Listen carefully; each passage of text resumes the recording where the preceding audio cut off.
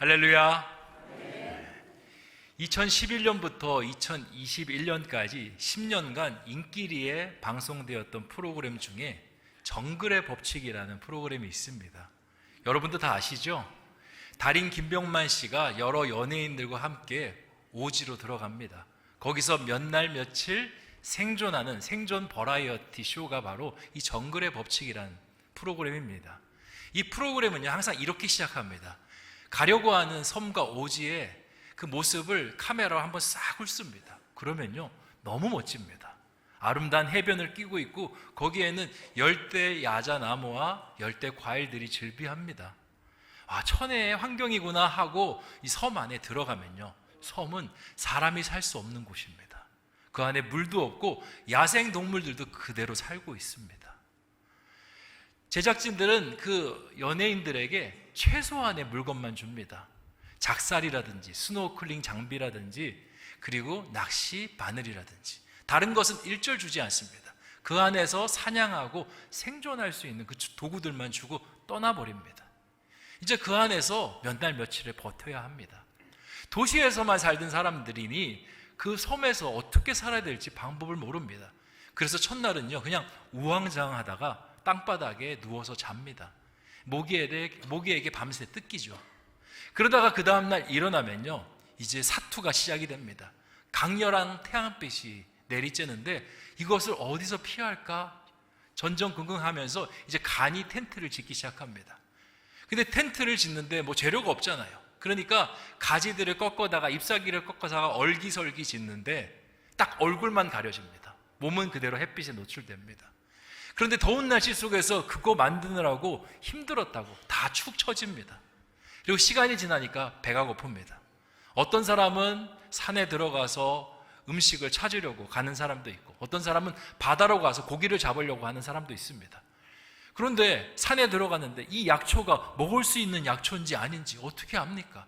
바다에서 고기를 잡으려고 하는데 고기들이 쉽게 잡혀주지가 않습니다. 그러니까 저녁에 돌아와서 배를 쫄쫄 굶으면서 힘들어합니다. 그때 달인 김병만 씨가 등장합니다. 그리고는 멋지게 스노클링해서 들어가서는 조개를 캐옵니다. 그리고 작살로 물고기들을 잡아서 건져옵니다. 사람들이 와하고 환호를 지릅니다.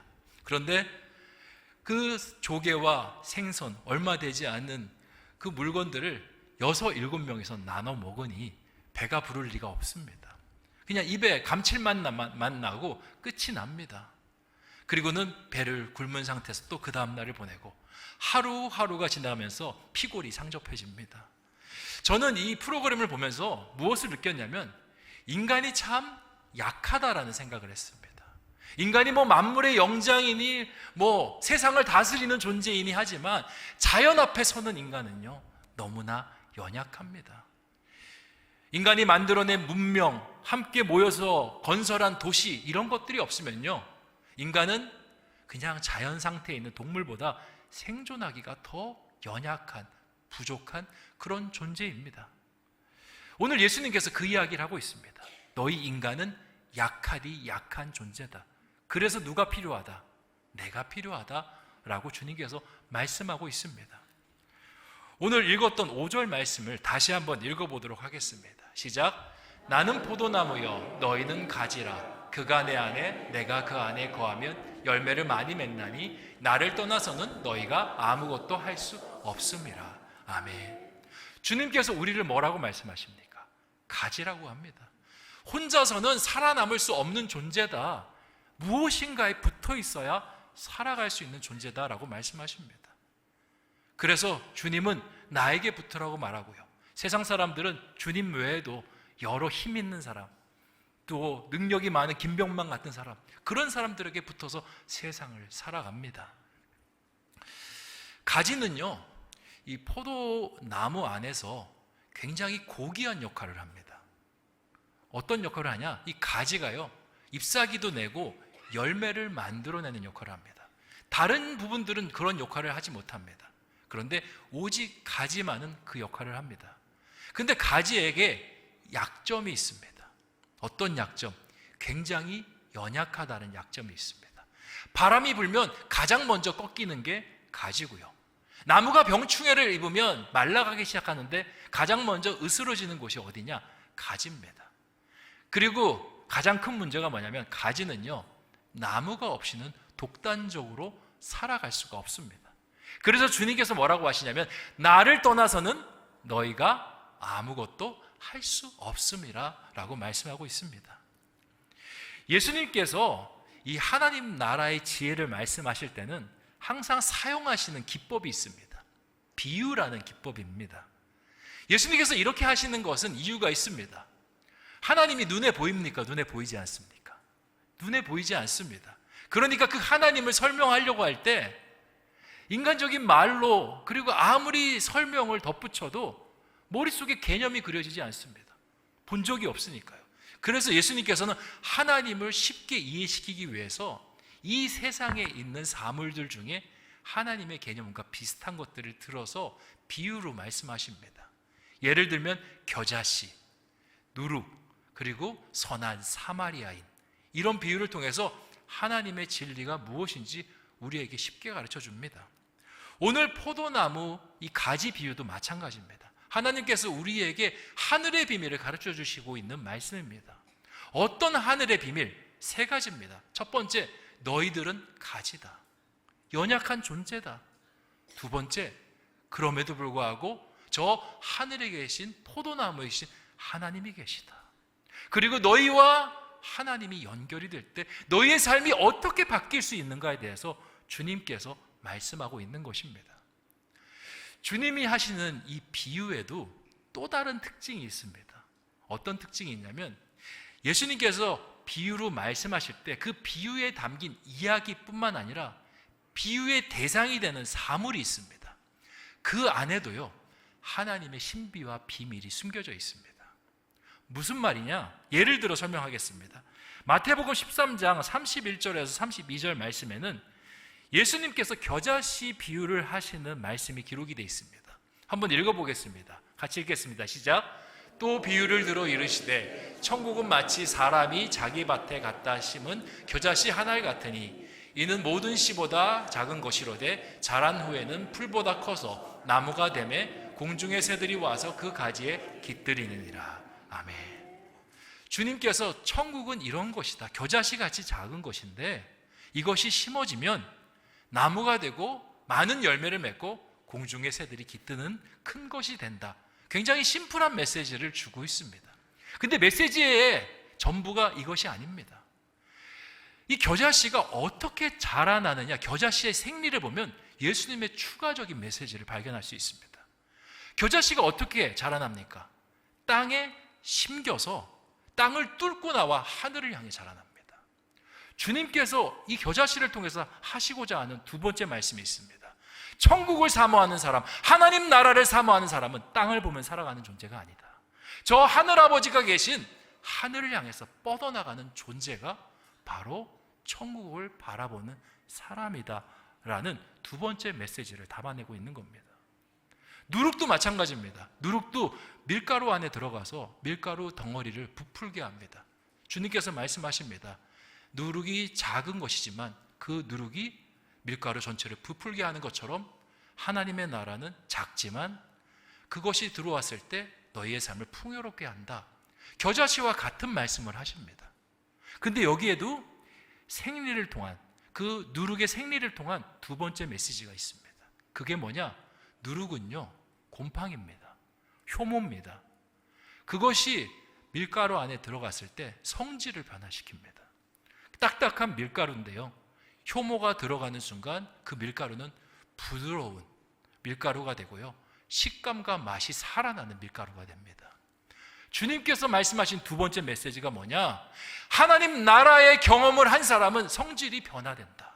전에는 죄의 성질, 그리고 악으로 치닫는 성질에서 하나님의 생명의 성질, 영적인 성질로 변화할 것이다 라고 말씀을 하고 있는 겁니다. 자, 그러면 오늘 말씀에 요한복음 15장으로 들어오면 이 포도나무에도 단순한 하나님의 비밀이 있지 않습니다. 단순한 하나님의 비밀이라는 것은 나는 포도나무요 너희는 가지니 서로 붙어 있으면 하나님의 복이 임할 것이다. 이게 단순한 메시지입니다.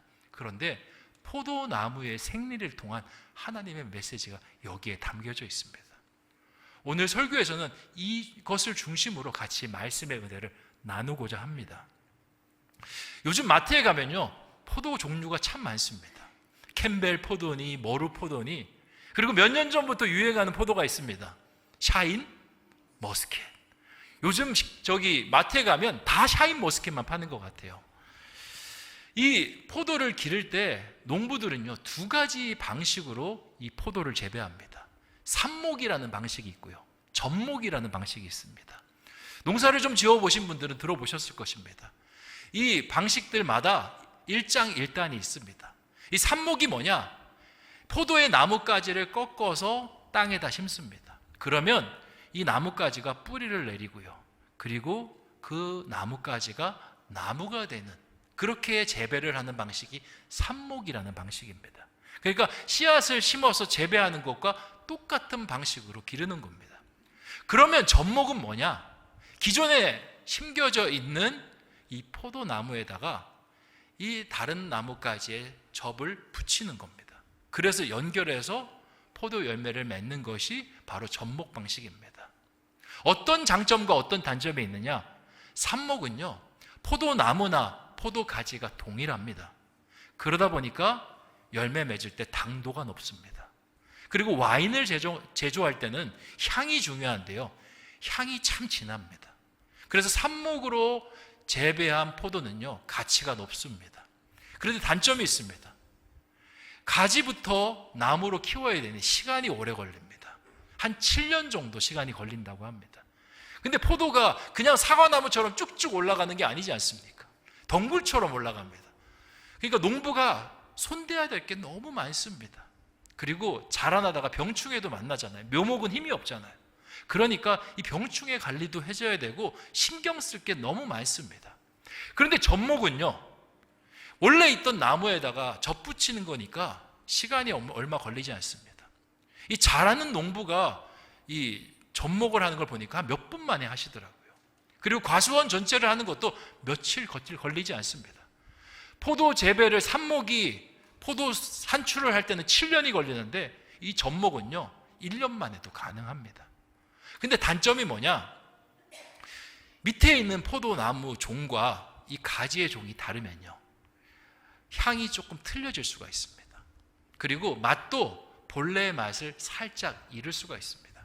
근데 농가에서는 이 접목을 좋아합니다. 왜냐? 생산량이 많고요, 그리고 다루기 편하기 때문에 그러합니다. 우리와 예수님의 관계, 삽목일 것 같습니까? 접목일 것 같습니까? 예수님과 우리의 관계는 삽목입니다. 왜냐? 오늘 말씀에서 읽진 않았지만 요한복음 15장 1절에 주님은 자신을 특별한 포도나무로 말씀하십니다. 우리 1절 말씀 함께 읽어보도록 하겠습니다. 시작. 나는 참 포도나무요 내 아버지는 농부라. 아멘. 주님이 무슨 포도나무라고 합니까? 참 포도나무. 원래 세상에는요 참 포도나무 하나만 존재했습니다. 그런데 어느 순간 참이 아닌 거짓 포도나무가 자라나기 시작했습니다. 어떤 포도나무냐면 세상의 가치들과 혼합된 혼종들입니다. 돈이라는 성분을 포함한 돈포도나무, 그리고 성공이라는 것을 지향하면서 성공의 열매를 맺고자 하는 성공포도나무, 그리고 지식을 갈구하는 지식포도나무, 세상의 가치들이 얼기설기 섞여서 나타난 여러 가짜 포도나무들이 있었던 겁니다. 그래서 주님께서는 말씀하십니다. 나는 그냥 포도나무가 아니라 참 포도나무고 너희는 그 포도나무에서 나온 참 가지다라고 이야기합니다. 그런데 사람들은요 참 포도나무보단 계량종을 좋아합니다. 왜냐? 거기에 성공이 있다라고 이야기하거든요. 거기에 물질이 있다라고 이야기하거든요. 거기에 행복이 있다라고 이야기하거든요. 예수님 시대에도 계량종이 있었습니다. 어떤 계량종? 영지주의라는 계량종이 있었습니다. 이게 들어와서요 교회를 얼마나 흔들어 놨는지 모릅니다. 오늘 말씀이 요한복음이지 않습니까? 이 요한복음의 저자 요한이 나중에 목회자가 돼서 교회를 세우는데 그 교회가 이 영지주의 이단 때문이에요. 반토막이 납니다. 영지주의 이단이 어떤 이단이냐? 당시 그리스 로마 지역에 있는 영지주의 철학으로 같이 혼용된 혼종입니다. 그러니까 영지주의에서는 이렇게 이야기합니다. 영은 선하고 고귀한 것, 그리고 육은 악하고 저급한 것. 우리가 믿음으로 구원을 얻는다라는 것은 영적인 영역에서 일어나는 행위라고 보았습니다. 그러니까 구원을 받으면 육적으로 어떻게 살든지 문란하게 살든지 이 하나님의 구원을 빼앗아갈 수 없다라고 가르쳤습니다. 얼마나 좋습니까? 하나님 믿기만 하면 세상 마음대로 살아도 아무런 구원의 문제가 없다라고 이야기하니 얼마나 좋습니까? 우리 신성교회 같은 분들은 안 좋아하는데요. 이 당시에 있는 그 세상적이고 정욕적이고 탐욕적인 사람들은 이 이론에 너무 매료를 느꼈습니다. 그리고 많은 그리스도인들이 거기에 빨려 들어가기 시작했습니다. 이건 성경의 진리와는 다릅니다. 성경에서 이렇게 이야기합니다. 야고보서에서 행함이 없는 믿음은 무슨 믿음? 죽은 믿음이라고 합니다. 주님께서 말씀하셨습니다. 양과 염소로 나누면서 주님의 말씀대로 소자 하나를 섬기는 자가 곧 나를 섬기는 것이고 그 자가 바로 하나님의 천국에 들어갈 수 있다라고 말씀하십니다. 그런데 세상이 와서 흐트러오는 그 혼종 속에 마음이 흔들리는 겁니다. 오늘날에도 비슷한 일들이 비일비재하게 일어납니다. 주님께서는 참 포도나무고 우리는 참 가지라고 나한테 붙어야 된다라고 말하는데 우리는요 자꾸 계량종에 눈이 갑니다. 저 물질의 계량종에 내가 붙으면 돈 많이 벌 것 같은데, 내가 저 명예라는 계량종에 붙으면 아주 내가 세상에서 큰 인물 될 것 같은데, 어느샌가 슬금슬금 자리를 옮기다가 내가 붙어 있는 자리가 예수님의 자리가 아니라 계량종에 접붙여 있는 자리의 모습을 갖고 있는 것이 우리 안에 얼마나 많은지 모릅니다. 제가 예전에 대학생 때 어떤 목사님이 개척을 하시는데, 제가 섬기던 교회 목사님이 개척을 하시는데 저한테 교사로 좀 섬겨달라고 그렇게 부탁이 왔었습니다. 제가 섬기던 교회는 좀 큰 교회였는데 그 교회 부목사님이 이제 어떤 사정으로 이제 맨 땅에 개척을 하게 됐습니다. 그래서 저한테 와서 좀 사람이 없으니까 도와달라고 했는데 제가 기도해 보면서 하나님께서 도와주라는 말씀을 하셔서 제가 갔습니다. 근데 목사님은 교사로 도와달라고 했는데요, 가서 일을 해보니까 전도사 사역이었습니다. 출근할 때 목사님이랑 같이 출근하고요, 퇴근할 때 목사님이랑 같이 퇴근했습니다. 근데 교사였어요. 목사님이 아무래도 개척교회니까 전도사 이렇게 사역자를 쓰기는 좀 어렵고 신학생이었던 저를 좀 이렇게 우회적으로 부탁하신 것 같았습니다. 근데 저는 좋았습니다. 왜냐? 목사님 옆에서 목회를 배울 수 있었기 때문에 너무 좋았습니다. 그 개척교회에는요 한 신앙이 좋은 남자 집사님이 계셨는데 사업을 하시는 분이었습니다. 그 집사님은 한 가지 기도 제목이 있었는데 너무 선하고 귀한 기도 제목이었습니다. 하나님, 저희 사업장을 축복해 주셔서 이 사업장을 통해서 이 개척교회를 세우는 사람이 되게 하여 주시옵소서. 이 기도를 드리는 겁니다. 그 교회 목사님도 그 기도가 얼마나 선하고 귀한지 함께 중보기도를 해줬습니다. 하나님께서 응답하셨습니다. 사업장이요 점점 잘 되기 시작합니다. 처음에는 거래처가 한두 군데인데 나중에는 10군데 이상이 되고요, 해외에도 활로가 뚫리면서 하나님께서 물질의 축복을 부어주시는데 엄청났습니다. 집사님이 교회에서도 얼마나 간증을 많이 하셨는지 모릅니다. 근데 여기까지는 좋습니다. 그 다음이 문제입니다. 어느 날부터 이 집사님이 주일에 보이지 않는 겁니다. 목사님이 전화를 했습니다. 어디시냐고. 왜 주일인데 안 보이시냐고. 지방 가고 있답니다. 왜요? 거래처에 계약하라고 간답니다. 또 그 다음 주에 전화했더니 이번에 해외에 간다고 합니다. 해외에 있는 바이어들 만나려고 간다라는 겁니다. 나중에는요 교회에서 전혀 보이지 않습니다. 목사님이 전화를 드렸더니 목사님 죄송합니다. 지금 사업이 너무 잘 돼서 제가 교회 갈 시간이 없습니다. 목사님, 제가 사업에서 큰 돈을 벌면 제가 크게 한번 공헌할 테니까 좀 봐주세요 하고 전화를 끊었습니다. 제가 그 옆에 있었는데 목사님도 씁쓸하게 전화를 끊으시더라고요. 여러분, 아이러니 아닙니까? 교회를 세우겠다라는 사업가가 교회를 나오지 않습니다. 왜 그렇게 된 겁니까? 교회를 세워야 된다는 사업가의 비전은요, 포도나무이신, 참 포도나무이신 예수 그리스도께서 우리 가운데 주신 비전입니다.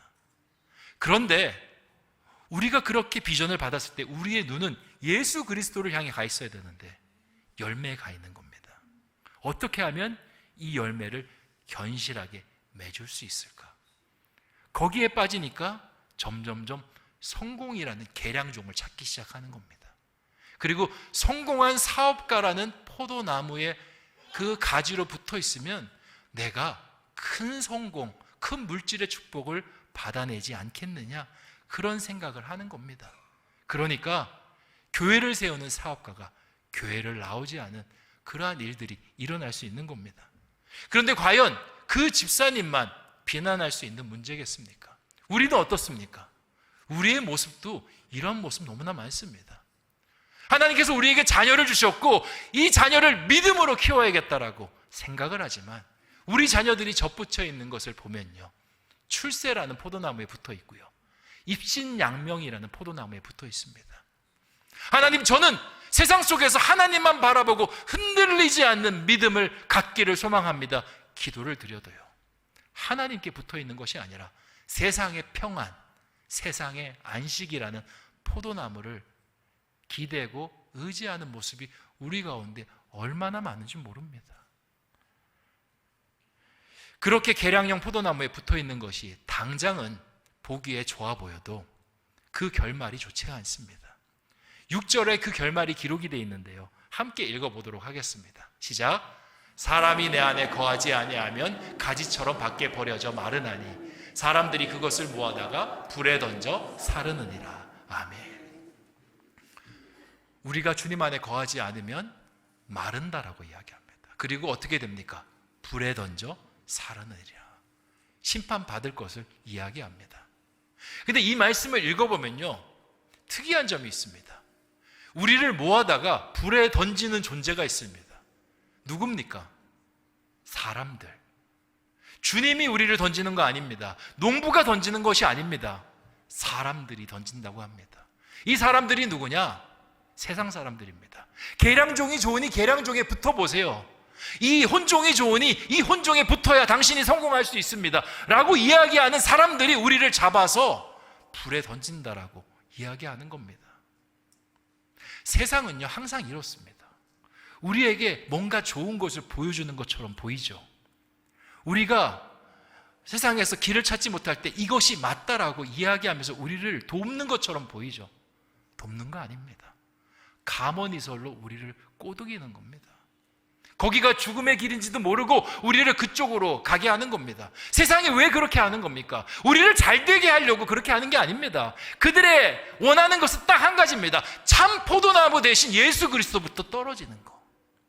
그렇게 해서 죄의 종노릇하고 자기들에게 종노릇하게 하는 것이 이 세상에 원하는 것입니다. 포도나무의 생리를 한번 보셨으면 좋겠습니다. 세상은요, 계량종 포도나무에 붙어 있으면 잘 될 것이다 이야기하죠. 근데 포도는요, 품종을 계량하려고 할 때 나무가 중요하지 않습니다. 가지가 중요해요. 예를 들면 캠벨 포도나무가 있을 때 그것을 샤인머스켓으로 바꾸고 싶으면요, 샤인머스켓 가지를 가지고 와서 캠벨 포도 위에다 꽂아야 됩니다. 그리고 머루 포도를 기르고 싶으면 머루 포도나무 가지, 포도를 찾는 게 아니라 머루 포도나무 가지를 가지고 와서 그 위에 접붙여야 머루 포도나무가, 포도 열매가 맺힐 수 있는 겁니다. 세상은 우리에게 나무가 중요해 라고 이야기하지만 그렇지 않습니다. 하나님께서는 세상의 말이 아니라 너희가 누구인지 찾는 것이 중요하다라고 말씀하고 있습니다. 우리가 계량종 그 포도나무에 붙어 있으면 어떻게 된 줄 아십니까? 영양 공급이 참 포도나무에 있을 때보다 제대로 되지 못합니다. 그리고 열매도 혼종의 열매, 이상한 열매를 맺고요. 그리고 영양 공급이 제대로 되지 않아서 말라버리는 그런 안타까운 일을 겪을 수밖에 없습니다. 그러니까 오늘 말씀에서 말라서 불에 사르러지는 그러한 불상사를 경험한다라고 오늘 말씀에서 이야기하는 겁니다. 그런데 반대로 우리가 참 포도나무에 붙어 있으면 어떻게 될까요? 어떤 가지들은 이렇게 이야기합니다. 저는 볼품없는 가지인데요. 저는 이 가지로서 튼튼하지도 못하고요. 제 가지에는 병충해가 붙어 있고요. 제 가지에는 이 가지에 눈이 중요한데 눈이 열매를 맺게 하는데 눈이 제대로 박혀 있지 않습니다. 저는 어떡합니까? 그런데 오늘 주님께서 이렇게 말씀하십니다. 7절 말씀 같이 한번 읽어보겠습니다. 시작. 너희가 내 안에 거하고 내 말이 너희 안에 거하면 무엇이든지 원하는 대로 구하라. 그리하면 이루리라.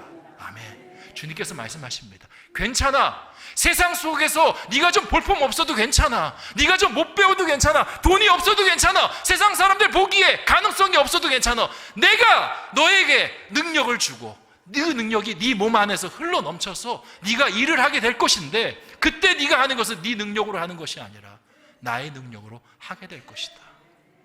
그러니 무엇이든지 원하는 대로 구하라. 이루리라. 어떨 때?